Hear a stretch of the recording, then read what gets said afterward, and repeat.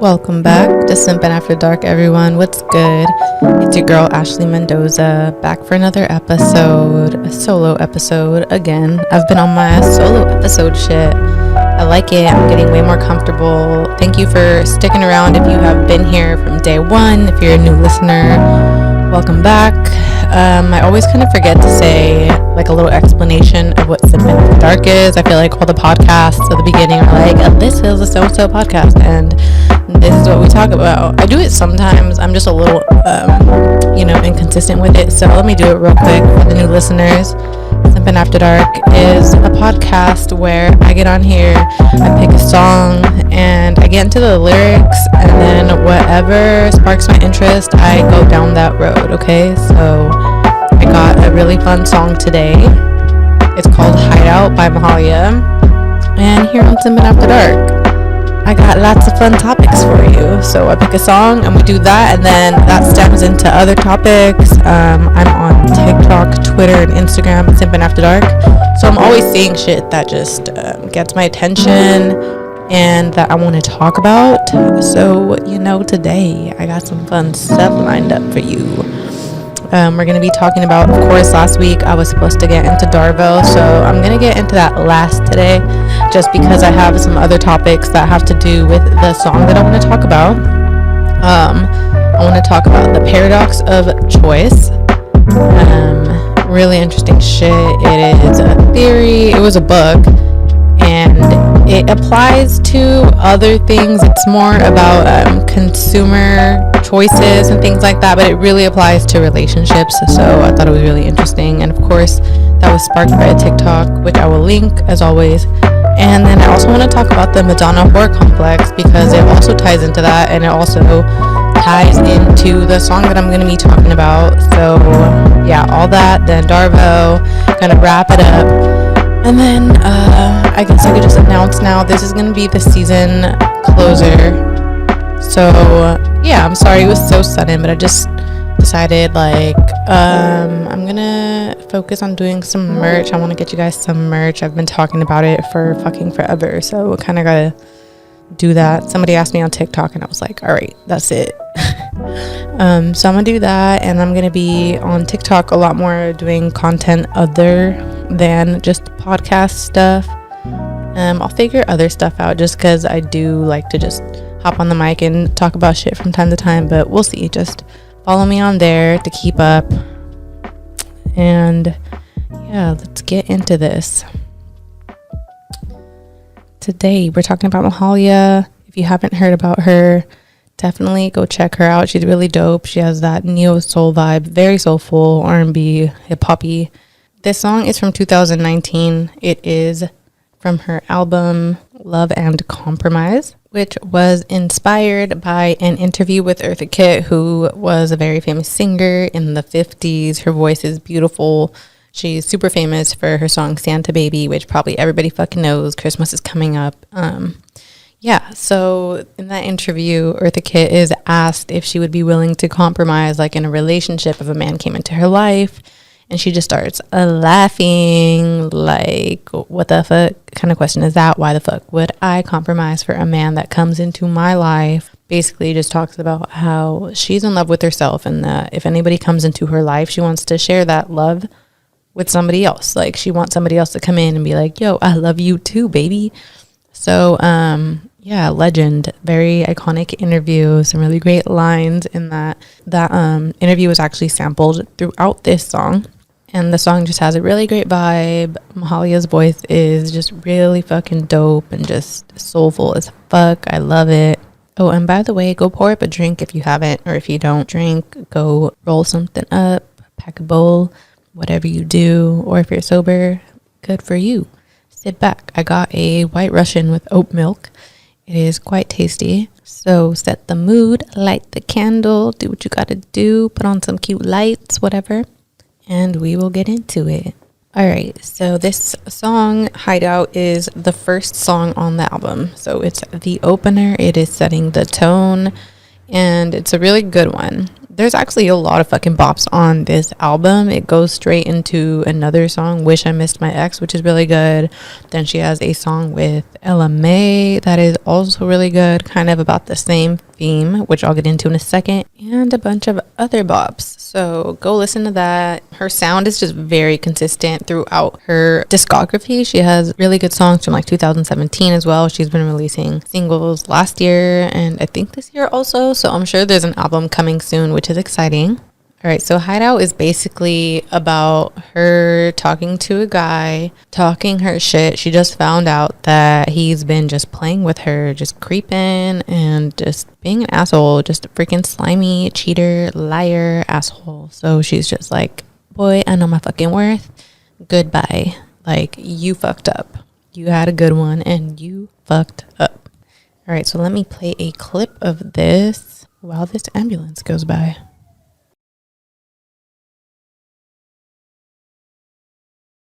All right, so you get the vibe. So the intro of the song starts off with a sample of the interview with Eartha Kitt, like I was saying, and it plays throughout the song, just like in little spots here and there. But the intro, it's her saying, or it's the interviewer asking her, can anyone live with Eartha Kitt? And then she says, that's not for me to decide. That's for someone who decides to live with me to decide, not for me. And then he says, but are you willing to compromise within a relationship? And she says, to compromise? What is compromising? Compromising for what? Compromising for what reason? So, yeah, we love that. And then Mahalia said herself that this opening song is just her being in a very frustrated place, realizing that if she's going to be with this person, that she's going to have to compromise, and that's just not something that she is willing to do at that moment in her life. And she just wants to be her own person and do her own thing. So I think that going with the song and like finding out that someone's been cheating or whatever is beautiful, because it's like, yeah, we're not gonna fucking settle for this shit. We're not gonna compromise our values for people that are not worth it. Like, you know what is worth it?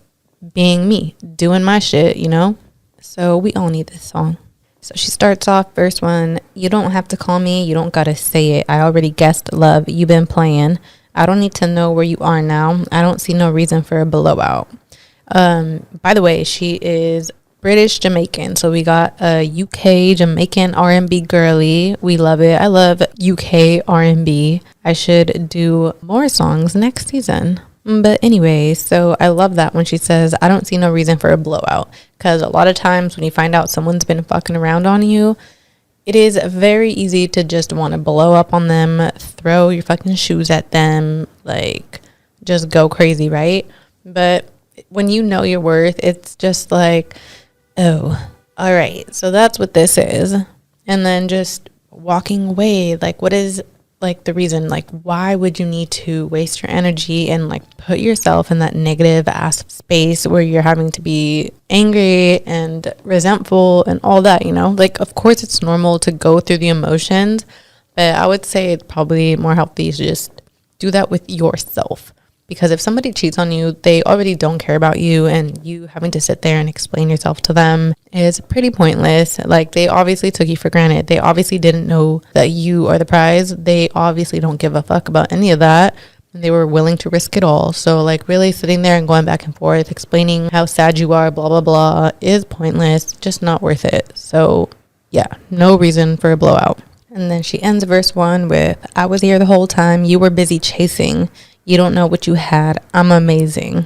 And that line just reminds me now of that trend on TikTok where it's like the guy in the bathroom texting mad bitches on fucking Tinder and shit, whatever. And then the girlfriend's like out in the room making the bed so they could cuddle, or like nurturing the relationship in some way, while she's just like completely oblivious to what a fucking piece of shit this guy is, and like how he's just fucking around trying to get somewhere else, you know? Which is so sad. Like, it sucks. And that is the scary part about knowing your worth and not looking into whether someone's cheating on you, is just like focusing on what is happening now, you know, doing your part in the relationship, being the best that you could be, and then just like praying that if something shady is going on, that it'll come to light.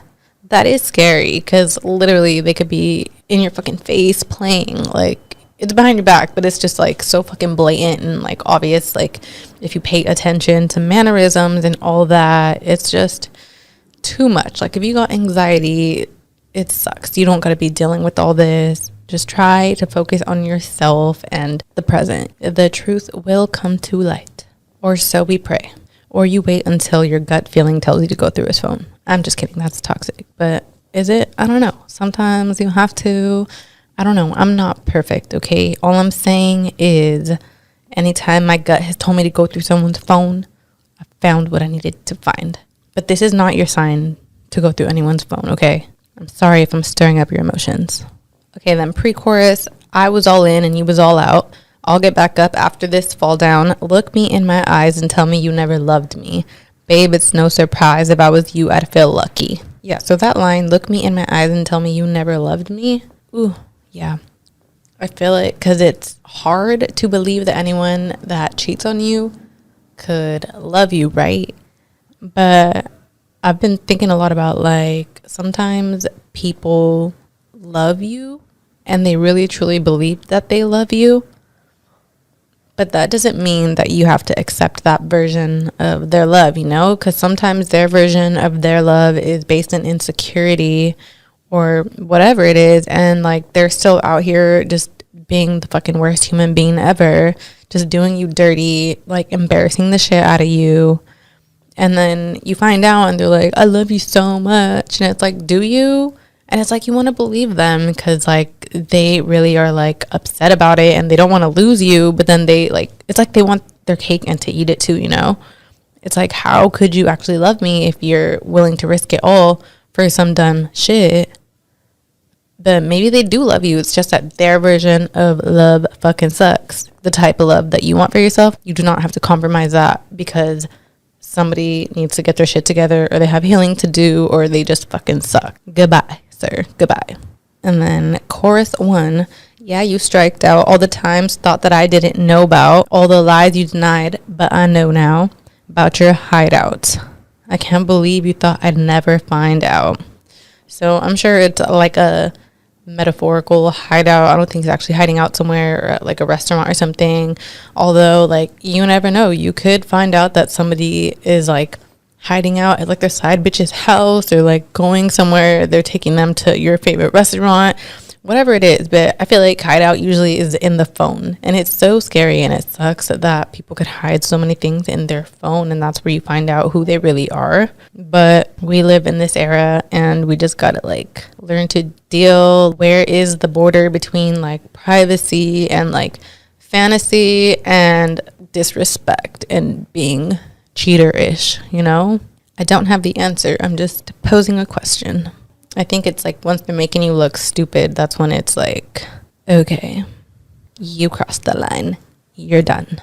All right, and then verse 2, she says, I ignored the rumors. There's my lesson. Clearly, I'm the humor, and you've been messing, always talking about the future when you're not even present. Well, I'm the prize. I'm the blessing. So that one's iffy. I ignored the rumors. There's my lesson. Because you shouldn't really care what people have to say about anyone to a degree, you know?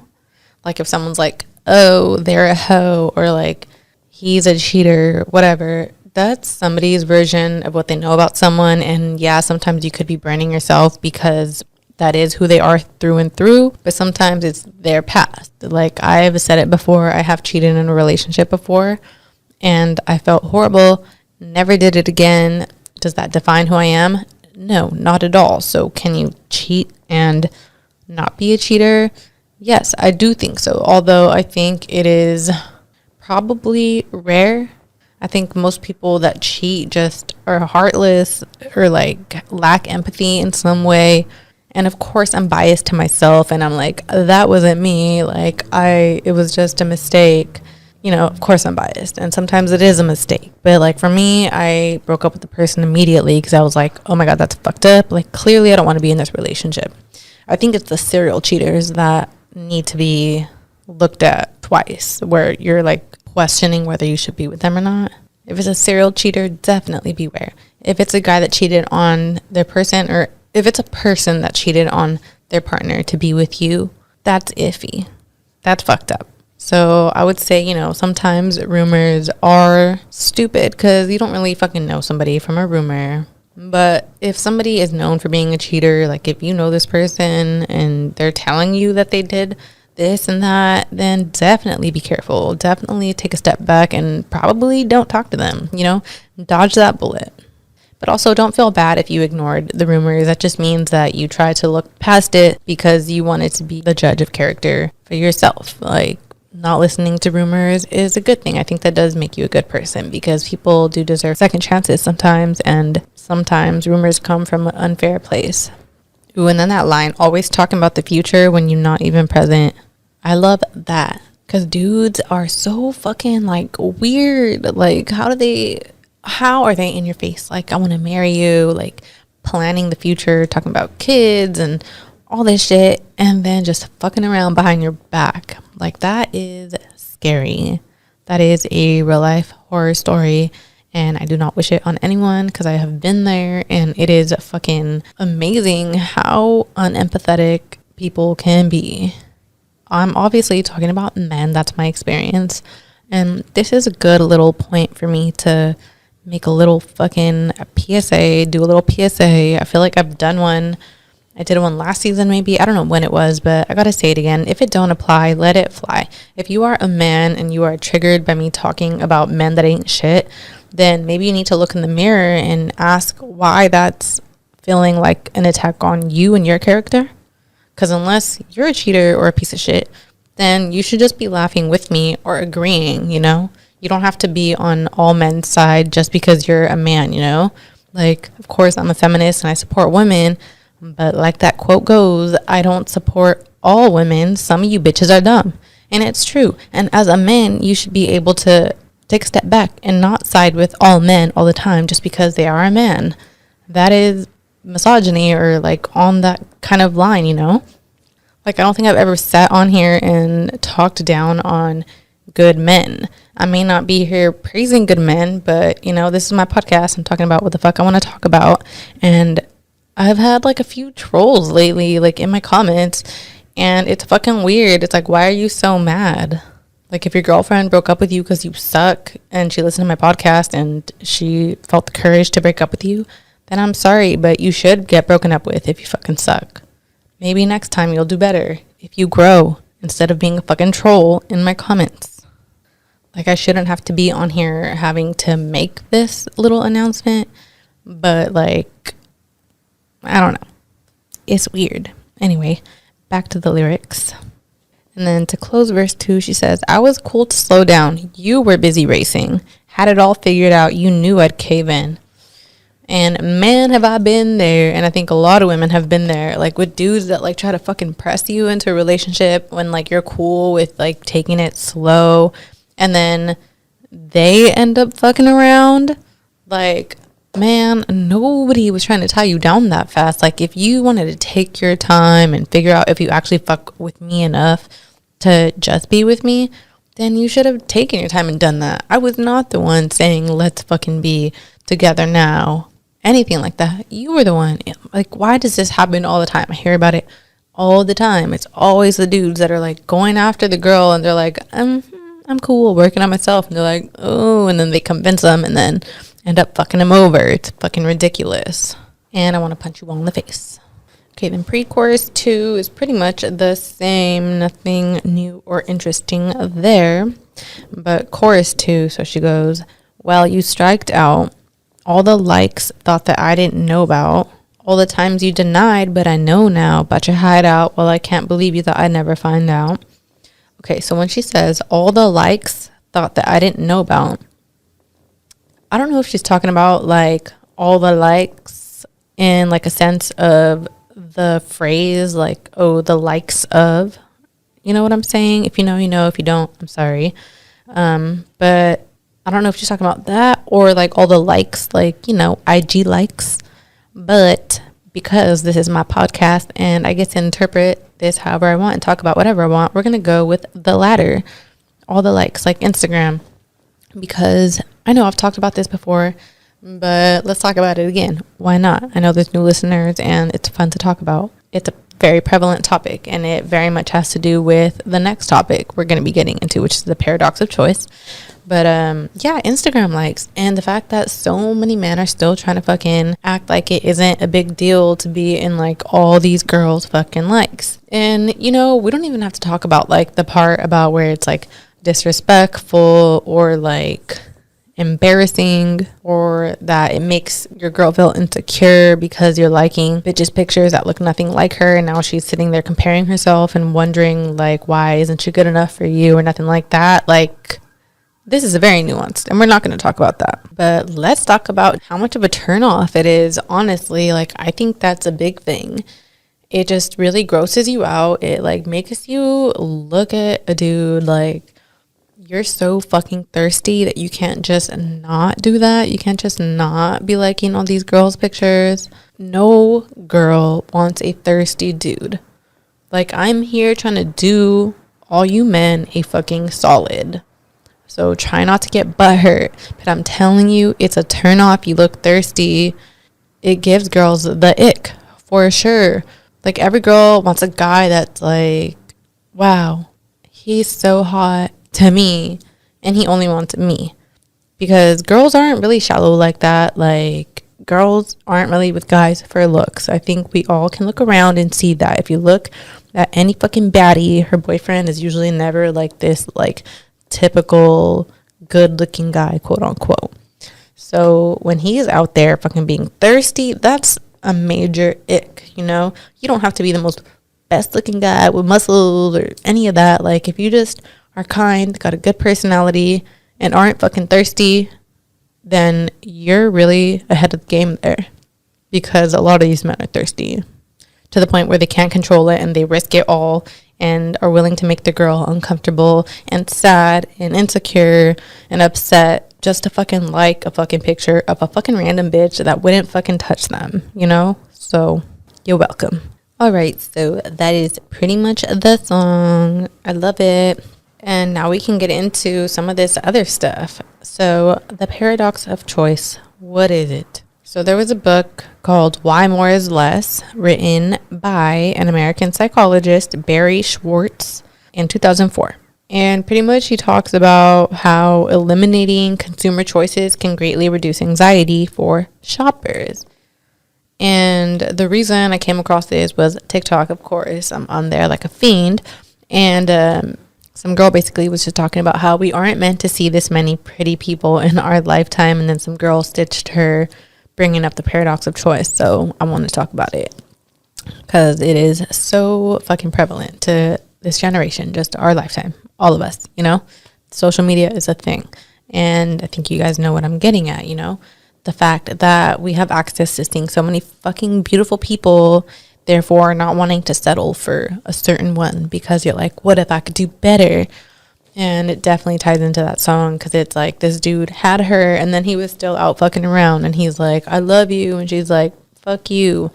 And yeah, like people will really be like, I fucking love you. But then they're like still like wondering, what if there's someone better out there for me? And like the sick part is that it's all based on just fucking looks. Like they really will risk it all with you, somebody that they have a bond and a connection with, something solid with, someone that they literally get along with, they spend all day with all the time, for a fucking person that's just not even real to them. It's like a person online, could be in a different state, a different country, like somebody they would never fucking meet in real life were it not for fucking social media.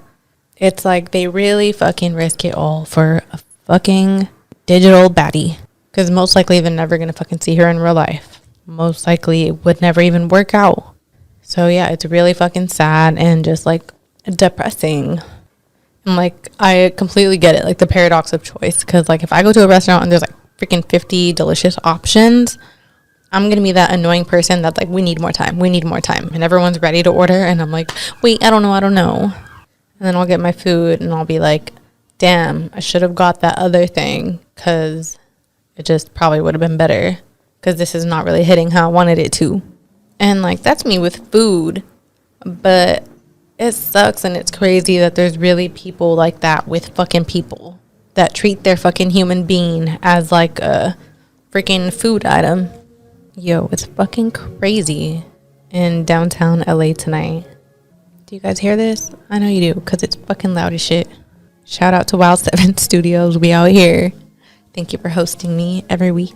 All right, I think it's fucking gone now. That was annoying. Yeah, so basically, I just think being aware of this freaking paradox will help a lot.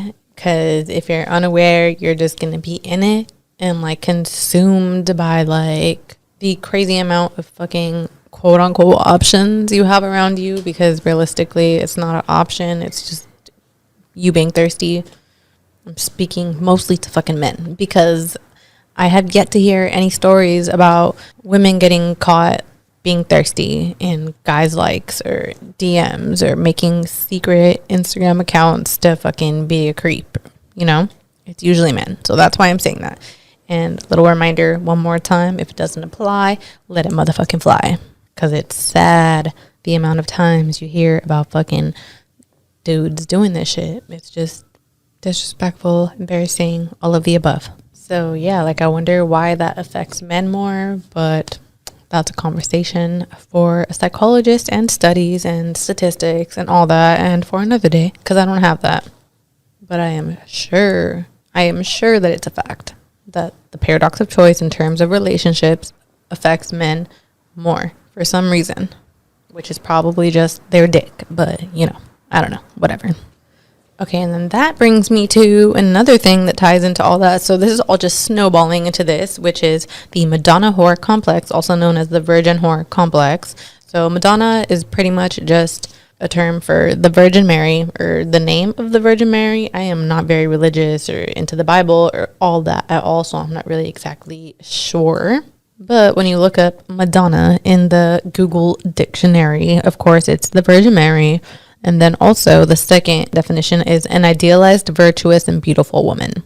So I think that very much applies to this. So that term was coined by Sigmund Freud, which of course has very problematic, misogynistic, fucking weird ideas, you know, but sometimes the shit just fucking lands. And this one definitely fucking applies. For sure, people can understand this, especially women, obviously.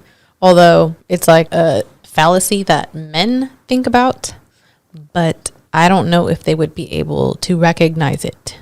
So basically what it is that men view women as either a Madonna, a virgin, or a whore. It's not like a Venn diagram where you could be, you know, a little bit of both, like a slutty virgin or a virtuous whore. It's like you're one or the other. And it is very damaging to relationships when you tie it into what I was just talking about, paradox of choice. So I found this article from The Latch online. I'll link all the shit that I'm talking about. Basically, so Freud said, quote, "Where such men love, they have no desire, and where they desire, they cannot love." So it's basically just kind of saying that, like, men look at women as whores when they're desiring them. And then once they get them and they love them, they are now a Madonna and they no longer can desire them. And now they just are desiring other women that are whores to them.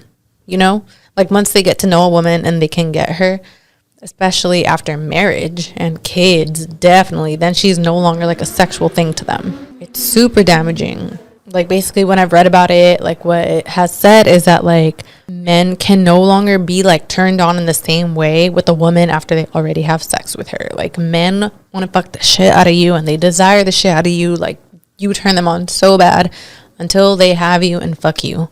And this is of course like on a scale. Not all men are like this, but men that do have this Madonna whore complex or like fall into this are growth, and it's really important that you can identify that. And that's why I think the whole waiting for marriage to have sex thing is fucked up, because you need to see how a man treats you after you fuck him. Because, you know, we all know about men that treat you differently after sex when it's like a one night stand.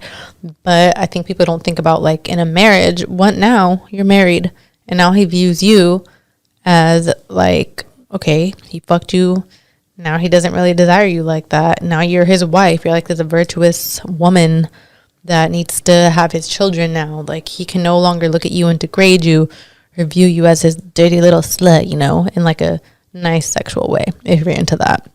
Now he's going to be lusting after these women on the internet or women that don't pay attention to him because he can't have them. It's really fucked up, like super fucking twisted. And I think it just all ties in because it's like, you know, guys will get a girl that they really want, and like it might be more subconscious because like I don't think all men fall into this complex at all. Like there's definitely men that are like with their girl and they love her and they desire the shit out of her and they want to fuck all the time and they have great sex and a great sexual relationship, whatever. But for the other men that fall into this, they get a partner and then they're just like lusting after women. And even the ones that have a good relationship with their partner, I think it's more of a subconscious thing. Of course, has to do with socialization and all that. But like they still like have this need to want to fucking lust after this random fucking whore on the internet, quote unquote. I am not trying to bring women down when I say this. I'm saying all this in terms of this fucking complex. Because I think you could be a quote unquote slut and a good person with good morals, good values. You could be nurturing, you could be a mom, you could be a wife and still be slutty and have sexual needs and desire sex and all of that. So yeah, just something to think about, especially if you're planning on having a baby with someone, because if they used to look at you as desirable, as soon as you pop out that kid, you are the virgin now. You are Madonna. Like, you are no longer a sexual, I don't want to say a sexual object, but you are no longer sexually attractive in their eyes. They now see you as purely like this like vessel that gave birth and a nurturer and someone to give milk to their child and nurture and raise their child. Like, now they're really going to step it up with this shit, and this is probably where the cheating is going to begin for men like this, which is not all men. Let me reiterate.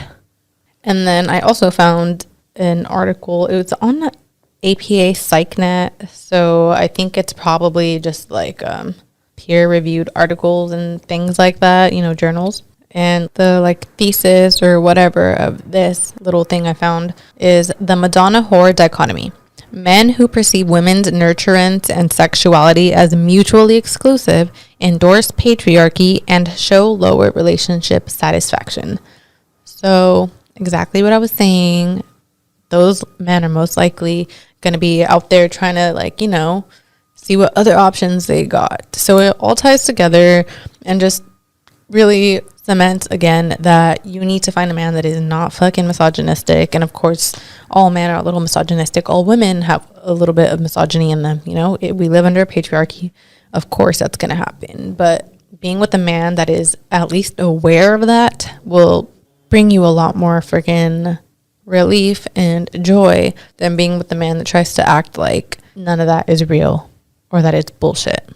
And then I found another article talking about how, I guess on OkCupid, which is a dating website, there's a question that asks, could you respect someone you slept with on the first date? And basically it's just to like help people filter out, or I'm not sure how it works, but just what I understood from this is the double standard of how men will click like, no, I can't respect someone that fucks me on the first date, without like fully realizing how hypocritical that is. Like, they didn't just sleep with that person on the first date. Like, you both were there, you both had sex on the first date, yet she's not respectable, but you are. Like, it's wild. So yeah, this complex just plays out in many ways, and it is dangerous and damaging to relationships and to women, because men literally view you as less human if you are a whore versus a Madonna. And that's why we have like this whole conversation about body counts all the time, which blows my mind that people still fucking talk about it. How women are not allowed to have high body counts, but men are. But then it's like, how do men expect to have high body counts? Like, who are they sleeping with if they don't think these women are going to have high body counts? Like, it makes no sense. How does their brain do that math? I don't know.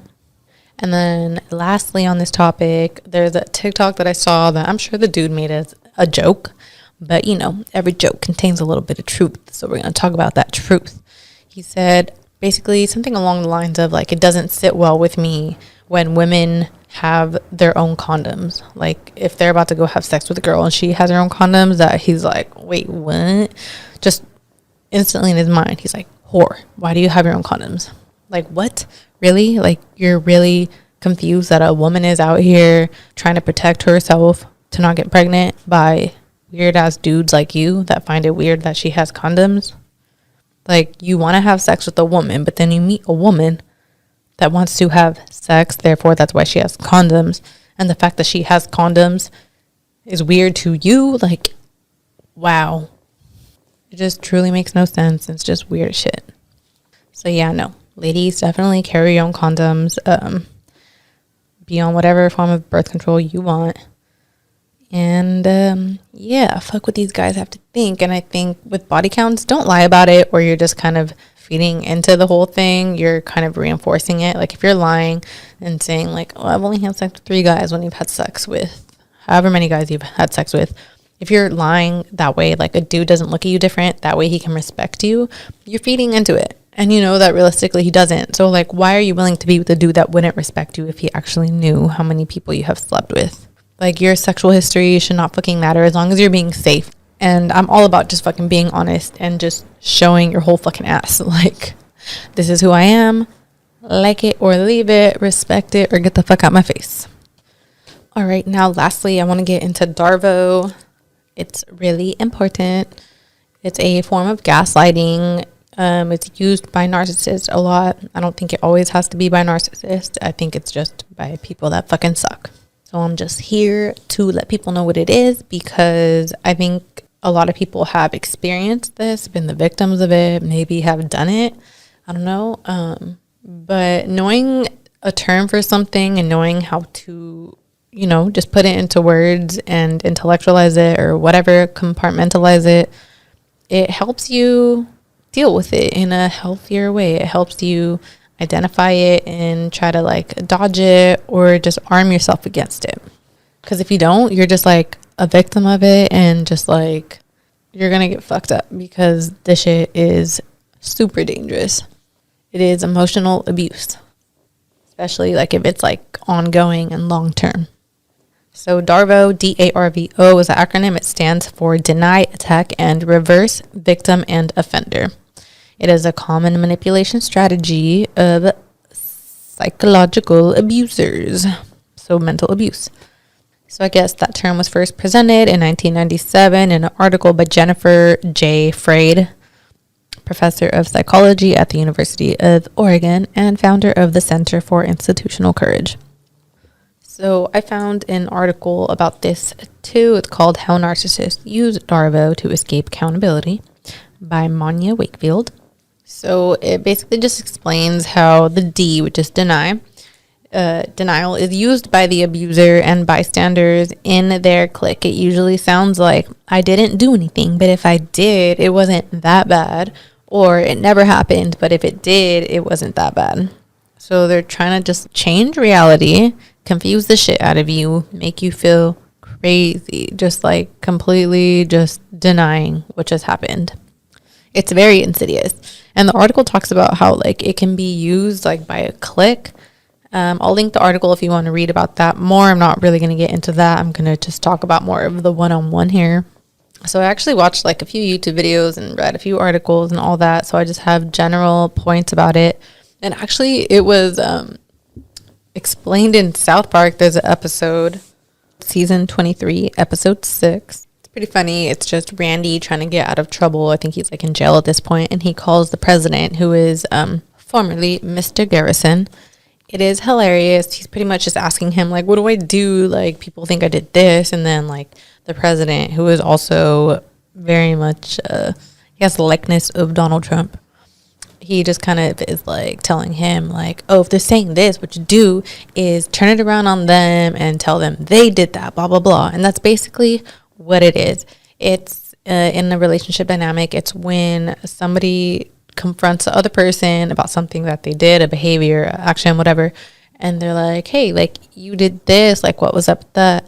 And then instead of like, you know, a normal person would be like, oh damn, did I do that, my bad, or like, oh yeah, like, I know actually I did that because this, I'm sorry, blah blah blah. Instead of that, like, they very much turn it around on you. They're like, what? I didn't fucking do that. Like, you do that shit. What the fuck are you talking about? Like, how are you coming at me? That's what the fuck you do. It's very fucking malicious. It's twisted. It leaves you confused. It gets you nowhere. And then sometimes it gets to the point, like, if you really don't know about this and you're easily manipulated, you end up apologizing. Like, you end up at the end like, wait, what? Like, you forget what even started all this. You forget that it was you that had a point. It was you that was, you know, that you were hurt or whatever. It really just makes you question your reality. It makes you really question, like, damn, maybe I was reaching. Like, maybe I was tripping. Like, damn, I need to relax. Like, why was I thinking that? And I think that's more like, the more it goes on, like, the longer it goes on, like, you're more likely to fall into that. But that's why it's really important to have a strong mind and just, like, believe in yourself and validate your own reality and your own perception. So I was, like, reading about, like, what to do, basically. Because if you know about it, it's like, all right, but, like, what the fuck do you do? There is no arguing with someone like this. You have to understand that this is somebody that is very, very emotionally immature and just immature in general. So, like a child, you know? Like, are you going to sit there and go back and forth with the child about what just happened when you know what the fuck just happened? No, you're not. Like, okay, that's how things were for you. That's not true for me, but it's okay. We can agree to disagree. That's fine. What you're not going to do is fall into it and, like, let them win it. But you need to, like, really stand your ground and, like, stay focused and understand that you went into this with one thing in mind and you are not going to come out on the other end feeling crazy or questioning yourself. You felt away because that's how you felt. And no matter what, even if you were wrong about their intention or this or that, if you're going into something saying that's how you felt, that's nobody's job, nobody's right to tell you that your feelings are wrong. Like, if somebody's trying to fucking argue with you about how you feel, run. Because that is the beginning of gaslighting and manipulation and all that. You feeling away and communicating it is mature and the healthiest thing you can do.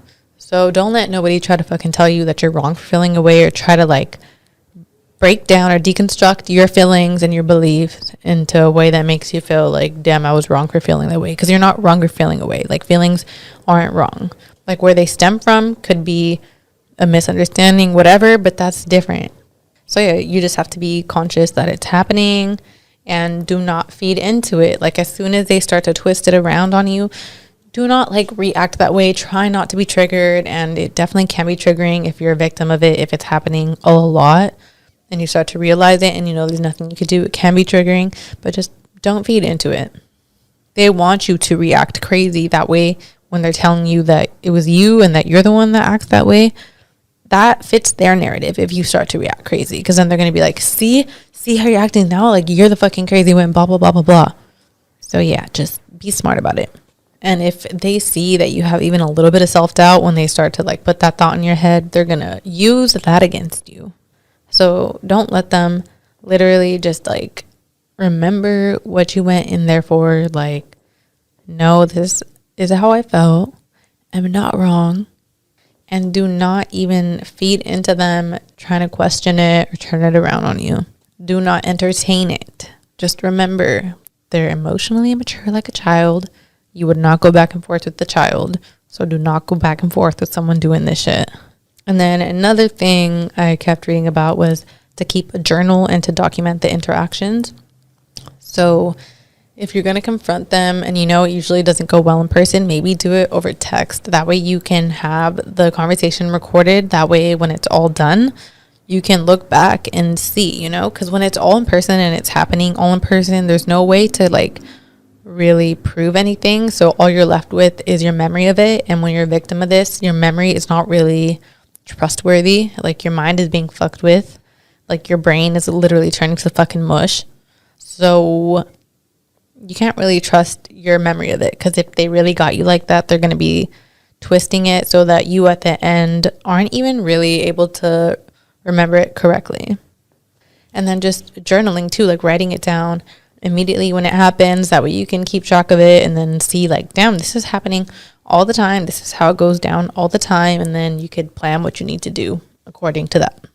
Or also, if you're really careful, you can record it like on your phone. But you have to be really careful with that, because if you get caught doing that, that could also be bad if they're actually abusive physically. So really, really be careful with that. But that's also important and will help you. And all that just helps you stay sane, because it's really easy to start feeling crazy.